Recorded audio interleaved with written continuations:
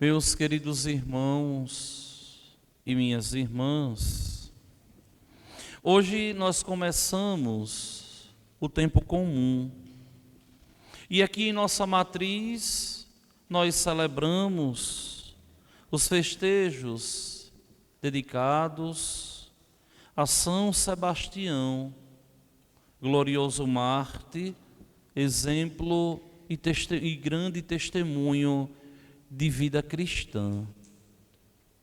Só que nos faz mister hoje olharmos um pouquinho a dinâmica da igreja no primeiro dia da primeira semana do tempo comum, na segunda-feira.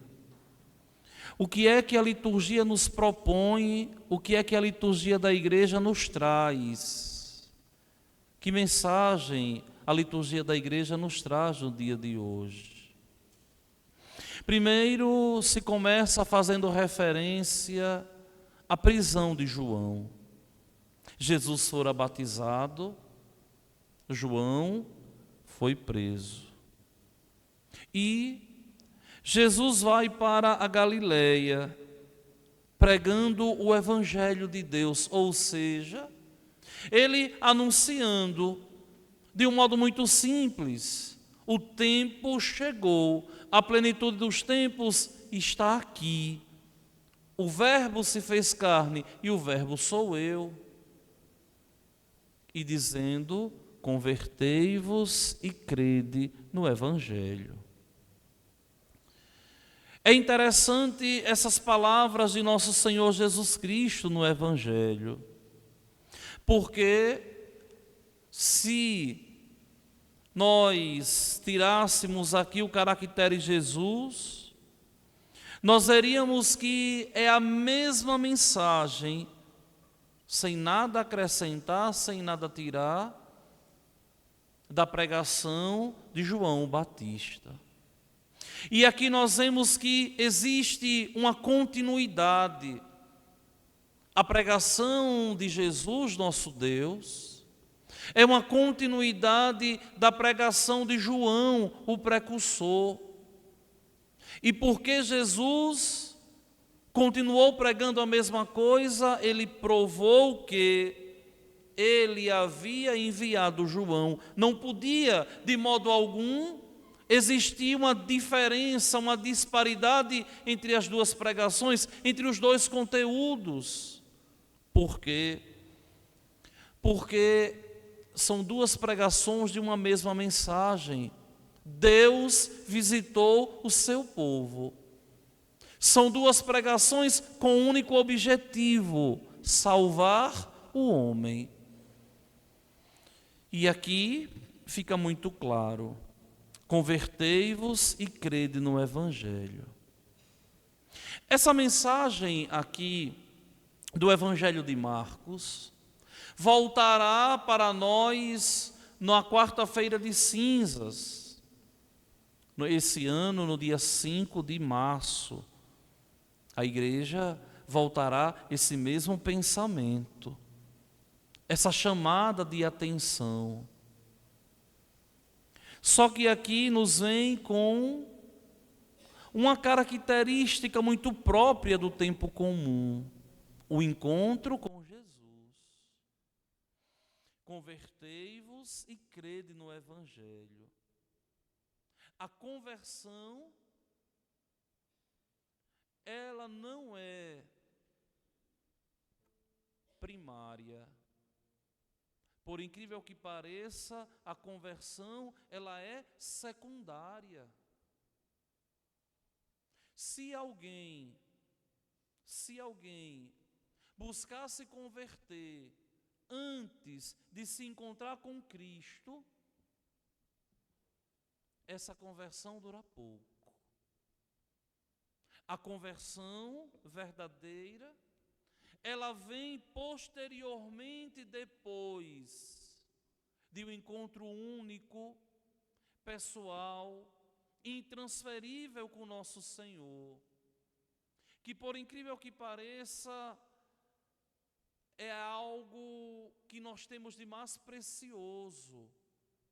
Eu preciso me encontrar com Jesus. Eu preciso me encontrar com Cristo. Quem não se encontra com Cristo e tenta se converter, nunca vai conseguir. Quem tenta mudar de vida, quem tenta levar a sério o Evangelho, mas não se encontrar com Cristo, logo vai desistir. Por quê?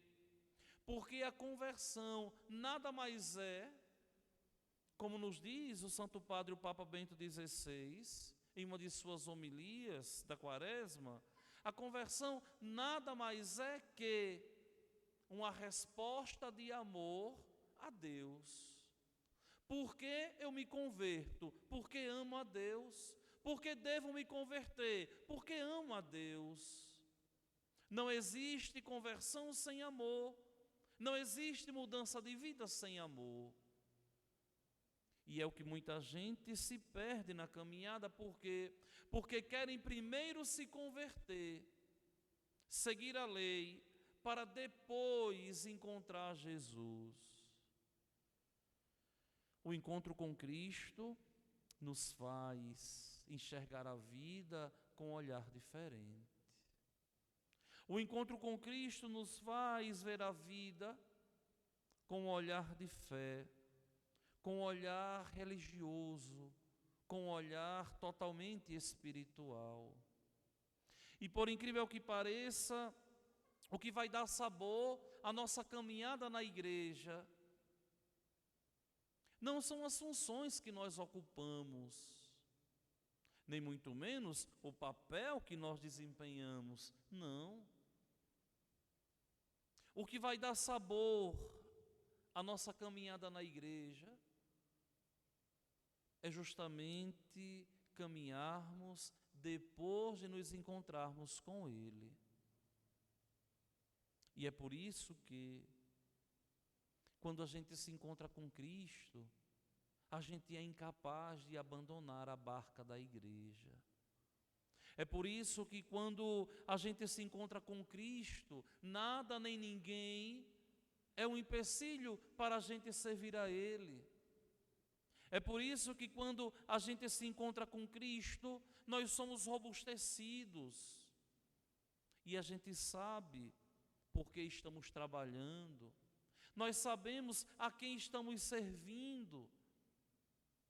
E descobrimos de verdade o sabor da presença de Deus em nosso viver, preenchendo o nosso coração como nada nem ninguém nunca foi capaz de preencher.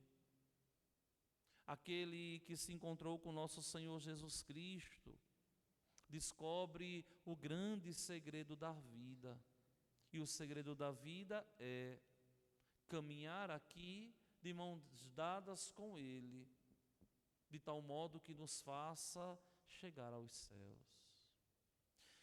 Vejam que logo no dia de hoje, a igreja nos coloca o encontro de Jesus com a figura mais impoluta do colégio apostólico, a figura mais importante, aquele que vai ser a cabeça visível da igreja, quando a cabeça espiritual não estiver mais presente. Humanamente falando, é claro. O chamado de Pedro. Vejam que, se vocês pesquisarem nas Sagradas Escrituras, todas as vezes que os evangelistas vão nomear os apóstolos, Pedro sempre é o primeiro. Ninguém ocupa a primazia de Pedro. Tanto que, na tradição teológica da igreja, Pedro é chamado de primus inter pares, ou seja, o primeiro entre os demais, o primeiro entre os iguais. E é lógico que não poderia nenhum chamado ocupar a primazia dos chamados de Cristo, senão o santíssimo chamado de Pedro. Vejam que isso aqui me encanta, eu confesso a vocês. Vejam que o texto nos diz que Jesus está passando à beira do mar da Galileia. Alguns tradutores das Sagradas Escrituras, ao traduzirem numa linguagem mais atual, colocam assim: Jesus passeando à beira do mar da Galileia. Passar e passear são palavras muito próximas. Ele estava ali passando e contemplou e viu e se enamorou de Simão e André.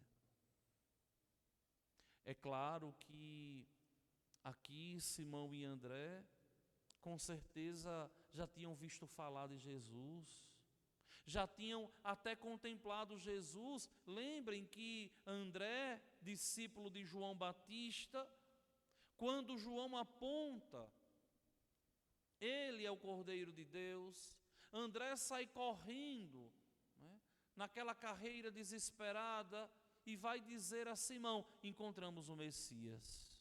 Ou seja, Simão, encontramos a resposta que nós tanto procuramos, encontramos a garantia da nossa vida, encontramos o tesouro do nosso viver, Simão. E o texto nos diz que Simão também foi correndo olhar. Só que só olhou. Por quê? Porque ninguém pode ir a Deus se Deus não atrair. Aqui isso é muito interessante. E é o que muita gente não consegue entender, que a iniciativa sempre é de Deus. É Deus quem primeiro chama o homem. Eles foram, mas não ficaram, não permaneceram. Deus não tinha chamado. Só que agora é diferente. Agora é Cristo quem os vê, é Cristo quem os nota, é Cristo quem se encanta com aqueles dois homens. Por quê? Não sabemos. São os desígnios do coração de Deus, que se encanta com tantos instrumentos insuficientes. E a grande prova está aqui, eu e vocês estarmos na igreja. Ninguém tem dignidade, mas Deus, ao olhar para Pedro, enxergou em Pedro talvez aquilo que nem Pedro talvez enxergasse na sua própria vida, porque Deus é assim. Deus enxerga no homem aquilo que o homem muitas vezes não consegue enxergar, não tem clareza, está míope. E aqui nosso Senhor se enamorou, nosso Senhor aqui se encantou. E é interessante porque no final da vida não se fala que nenhum apóstolo morreu dessa forma. Só os dois morreram como ele. Pedro crucificado de cabeça para baixo e André crucificado como um X, que é chamada a cruz de Santo André. Até nisso os três estão muito próximos. E nosso Senhor ali, ao se encantar com eles, nosso Senhor diz: segui-me e eu farei de vós pescadores de homens. Vejam que aqui existem três movimentos nas palavras de Jesus: seguir, fazer e pescar. Segui-me e eu vou fazer de vocês o que eu quero. Venham comigo, que eu vou fazer com vocês o que eu quero. Aqui nós temos um problema nos dias de hoje. As pessoas querem seguir a Cristo, mas não tem essa generosidade, minha gente, de dizer assim: Senhor, faz comigo o que tu queres. Quebra, Senhor, todas as minhas cadeias e realiza, Senhor, em mim a obra que um dia começastes. Lembrem da homilia de ontem, quando eu fui batizado. Completa, Senhor, aquela obra que começou lá atrás. E é o que a gente vê hoje em dia na igreja, na comunidade. Muitas vezes as pessoas querem seguir a Cristo, mas é do meu jeito, acreditando no que eu quero, com as minhas convicções. Eu sigo a Cristo, mas isso aqui eu não aceito. Eu sigo a Cristo, mas isso aqui eu não quero. Meu filho, se você fizer isso, você já deixou de ser católico.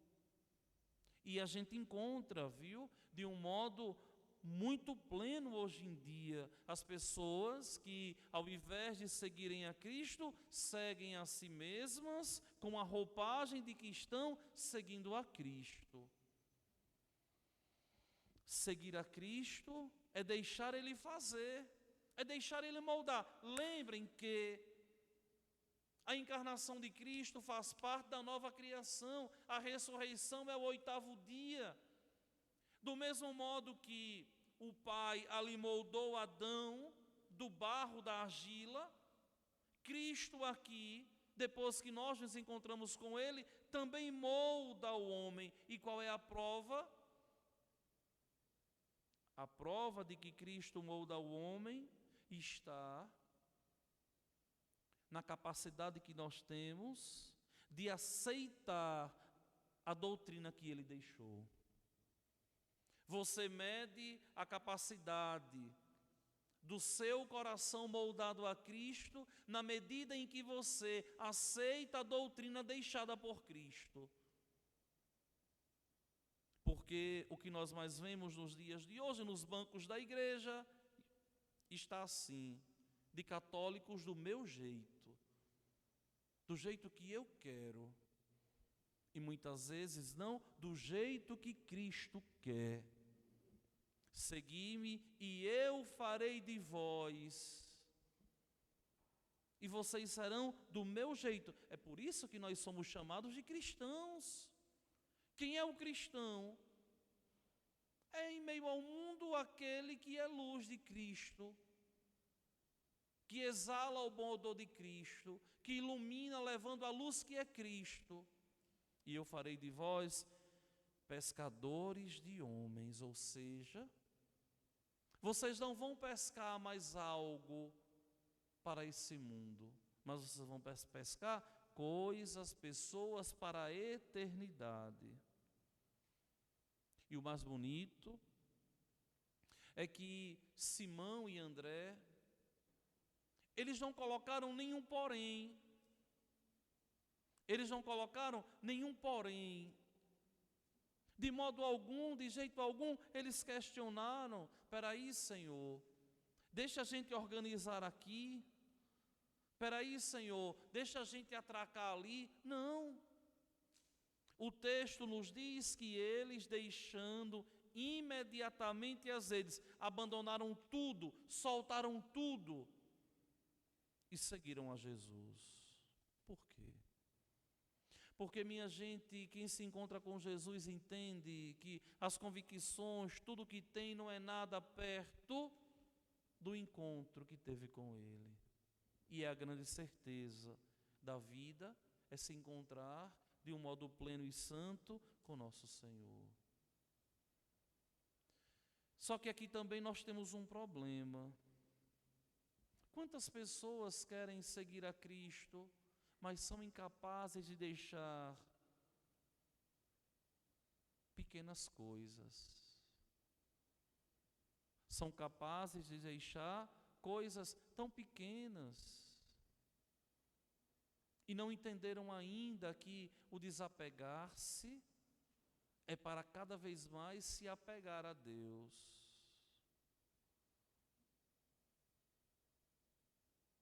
Eu lembro de uma vez que eu dizia assim, né, muito tranquilamente, né, Uma pessoa me dizia assim: padre, depois que o senhor ergueu e estruturou toda a paróquia, o senhor não tem peso no coração para deixar, não? Eu digo: não, eu já deixei minha vida, vou me apegar agora à paróquia? Não, de jeito nenhum. É do jeito que Deus quer, é do jeito que Cristo quer.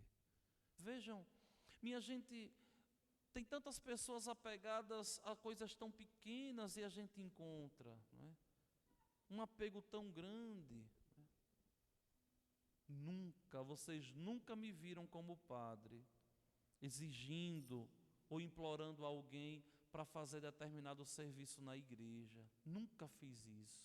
Como também sempre fui livre para seguir a Jesus e tenho, não é, no meu coração, se existe orgulho santo, um orgulho santo de dizer: respondo livremente a Cristo. Quando convido alguém e a pessoa diz: não quero, eu digo: está certo. E quando a pessoa chega e me diz assim: padre, vou deixar essa função, eu digo: é isso mesmo? Está certo. Eu acho que a coisa mais bela para servir a Cristo é na liberdade. E na liberdade a gente mostra de verdade o amor que nós temos por Deus. Ninguém ama obrigado, nem a Deus. O amor tem que ser livre. Aqui Jesus chamou. E na liberdade eles deixaram tudo. Eles poderiam ter colocado porém. Só que talvez a sabedoria do coração deles, né, é agora ou nunca. Porque tem momentos, minha gente, nas nossas vidas, que é como diz o conhecimento empírico, é pegar ou largar. Vai ser agora ou não vai ser mais nunca. E muitas vezes a gente vê pessoas que não deram uma guinada na vida, porque foram incapazes de desapegar e porque foram incapazes de responder com amor a Deus. Isso é para os ocasionados, mas isso é também para todos os batizados. Todos os batizados. Vocês podem aplicar isso aqui em alguém que é casado, né, e que deu um sim a Cristo em ser esposo fiel, né, e no meio da caminhada se apega à vida de solteiro, fica prevaricando. E tantos outros exemplos. Eles deixaram imediatamente as redes e seguiram a Jesus. Foram caminhar com Ele. E vejam, né, que esse desapego aqui de Simão e André é o grande retrato, o grande reflexo das nossas vidas. Minha gente, não adianta a gente se apegar às coisas desse mundo. A gente pode perder tudo. Vejam, 200 e tantas famílias que perderam tudo em Espinosa. Não sei quantas famílias perderam tudo ali em Porteirinha. Pessoas que perderam filhos que amavam, esposo, esposa, perderam a dignidade, perderam a saúde. Vejam, é o retrato do nosso viver. Nós podemos perder tudo. A única coisa que nós não podemos perder de modo algum é a nossa intimidade, a nossa relação, a nossa proximidade com o nosso Senhor. Muitas vezes, né, eu fico observando, muitas vezes trocam Cristo por tanta coisa boba, por tanta besteira, e lá na frente, quando tudo perdem, voltam para Cristo. Se pode perder tudo, menos o amor de Deus. Eles caminhando mais um pouquinho, viram também Tiago e João, filhos de Zebedeu, que estavam ali a consertar as redes, e logo os chamou. É interessante também porque aqui o evangelista coloca não só a cabeça visível da igreja, Simão, mas coloca também João, o evangelista, o discípulo que o Senhor amava. É o chamado da razão e o chamado do coração, de um modo tão santo. E estavam nas barcas ali, consertando as redes, e logo os chamou. E é muito mais dramático aqui o texto, por quê? Porque eles deixaram seu pai Zebedeu na barca com os empregados e partiram seguindo a Jesus. Só quem já deixou um pai para trás sabe, uma família para trás sabe como o coração deve ser preenchido por Cristo, para poder responder com amor e dignidade aos chamados, aos apelos de Deus. Meus queridos irmãos e minhas irmãs, esse tempo comum da igreja é justamente esse tempo que a igreja nos propõe, para que, abrindo o nosso coração, nós nos deixemos totalmente guiar e também nos enamorar por Cristo. Se nós não nos enamorarmos por Ele, se nós não nos encantarmos por Ele, logo a gente deixa de segui-lo. Mas se essa relação sempre é aquecida e o amor dele sempre permeia o nosso coração, nós nunca seremos capazes de abandoná-lo, porque teremos certeza que ali nós encontramos o penhor das nossas vidas, o estrado do nosso viver. Vamos, pois, ficar de pé e vamos juntos professar a nossa fé. Creio em Deus Pai,